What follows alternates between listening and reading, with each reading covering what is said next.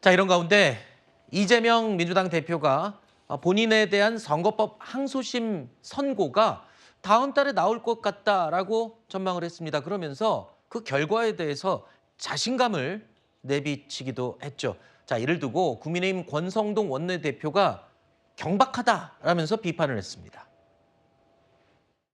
3월 달쯤에 선고하겠죠. 사실은 매우 빨리 진행되고 있는 거고요. 우리로서도 뭐 그렇게 그에 대해서 뭐 불만 없습니다. 빨리 정리되는 게 좋죠. 그건 불가능합니다. 형사소송법 절차 때문에 불가능해요. 왜 그렇게 비관적으로 보세요? 저는 아무 걱정을 하지 않는데. 당 대표가 선거법 위반으로 재판받는 것도 부끄러운데 재판 일정을 가늠하며 너스레를 떠는 모습이 참으로 경박하기 짝이 없습니다. 그렇게 자신 있는 사람이 왜 소송기록 통지서를 이사불명, 폐문부재로 수령 거부했습니까? 왜 또 위헌법률 심판 제청을 했습니까? 범죄 혐의자가 입으로는 무죄를 주장하면서 반론은 도주하는 꼴입니다. 이재명 대표의 존재 자체가 사법부 신뢰 저하의 원인입니다. 이재명 대표는 또 이런 말도 했습니다.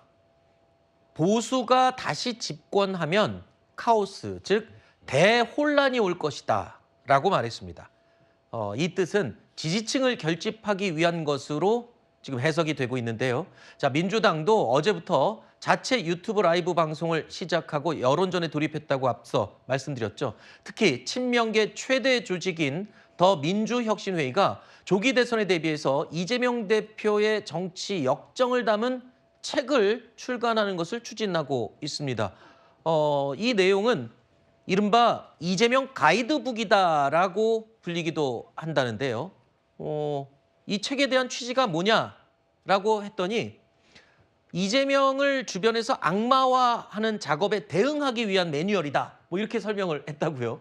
이게 뭐 일단 뭐 자체 라이브 방송도 그렇고 이런 책자도 그렇고 결국 그 집토끼들을 좀 결집시키기 위한 목적인 거거든요. 그러니까 이런 전략들이 뭔가 산토끼들을 잡기 위한 전략으로서는 부적절할 겁니다. 근데 결국 대선을 치르기 위해서는 투트랙을 써야 됩니다. 그렇기 때문에 집토끼를 잡기 위한 이런 전략들을 일단 펼친 것이고, 이제 민주당이 필요한 거는 그럼 산토끼를 어떻게 잡을 건데, 아까 말한 뭐 박고영 교육연수원장 같은 분이 산토끼를 더 멀리 도망가게 하는 그런 발언들을 하지 않았습니까? 그럼 산토끼를 잡기 위한 전략들도 좀 적절하게 같이 배치가 돼야 된다는 말씀을 드리고 싶고, 그러기 위해서는 뭐 간단합니다. 지금 산토끼들이 좋아하는 뭐 김부겸 총리, 뭐 김동연 총리 이런 분, 김동연 지사 이런 분들 같이 목소리를 낼 수 있는 그런 환경을 마련해 준다면은 민주당이 지금 추진하고 있는 투트랙이 적절하게 좀 조합이 되지 않을까, 저는 그렇게 보고 있습니다. 네.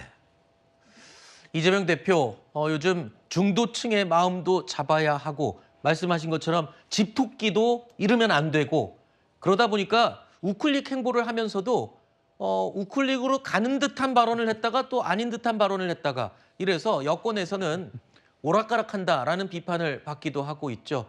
자, 이렇게 왔다 갔다 하는 듯한 발언들이 오히려 중도층 2030에 과연 긍정적인 신호를 줄 수 있을까, 이런 우려도 나오고 있습니다. 여당에서는 또 이를 놓치지 않았죠. 이런 상황을 부침개다라고 비판했습니다. 특정 중요 산업의 특정 연구 개발 분야 중에서도 고소득의 전문가 그들이 동의할 경우에만 예외로 그들이 몰아서 일할 수 있게 해주자. 이걸 왜 안 해주냐라고 하니까 저는 할 말이 없더라고요. 특별한 필요 때문에 불가피하게 특정 영역의 노동시간을 유연화하더라도 그것이 총 노동시간 연장이나 노동대가 회피 수단이 되면 안 됩니다. 진심이 뭡니까 도대체? 저는 솔직히 요즘에 이재명 대표가 무슨 얘기를 하든지 그 내용에는 별로 관심이 안 생겨요. 예. 또 뒤집었네? 거의 그 전집의 사장님 느낌? 이재명 대표 그러면 저는 요즘에 그 부침개 뒤집는 게 딱 예. 생각이 나요. 부침개 이재명 대표죠. 이재명 대표는 분명히 좌냐 우냐 이렇게 딱 자르는 이분법적인 접근을 비판을 했습니다. 하지만 또 어떻게 보면 이도 저도 아닌 그런 발언들이 글쎄요, 이게 오히려 혼란을 주지 않을까, 또 더 나아가서는 오히려 믿음이 안 간다, 이런 비판을 받을 수도 있지 않을까요? 그 52시간과 관련해서는 이재명 대표는 52시간을 유연화시키겠다고 단정적으로 말씀하신 적은 없어요. 그리고 이번 교섭단체 대표 연설 과정에서도 이 부분에 대해서 명확하게 하지 않겠다라든가 그렇게 단정하신 건 아닙니다. 제가 그거를 여쭈는 겁니다. 그 애매함. 네. 그렇죠. 그러니까 이런 모든 것들은 이재명 대표의 성격이라고 할 수가 있겠는데요. 과거의 금투세 논란도 마찬가지였습니다. 찬성과 반대 입장을 충분히 청취를 하는 거고요. 지금 지도부 입장에서 단정적으로 결정을 하지는 않고 네. 양측의 입장을 토론을 거쳐가지고 충분히 논의한 다음에 숙고한 다음에 결정을 하곤 했죠. 네. 이것은 과거 성남시장과 경기도지사 때도 마찬가지였습니다. 실용주의적이고 실천적인 행정가의 면모를 보였기 때문에 그 연장선에서 국회에서도 그러한 모습을 보여준다는 생각이 들고요. 이것을 어떻게 부침개 표현하면서 뭐 입장을 계속 바꾸고 있다, 선회하고 있다.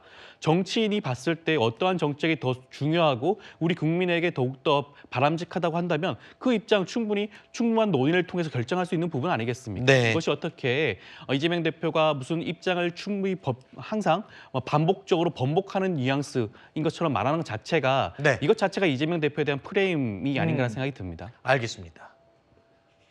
엎치락 뒤치락 하는 게 아니라 자주 뒤집는 게 아니라 오히려 신중한 결정을 위해서 숙고하는 것이다. 이런 해석으로 이해하도록 하겠습니다.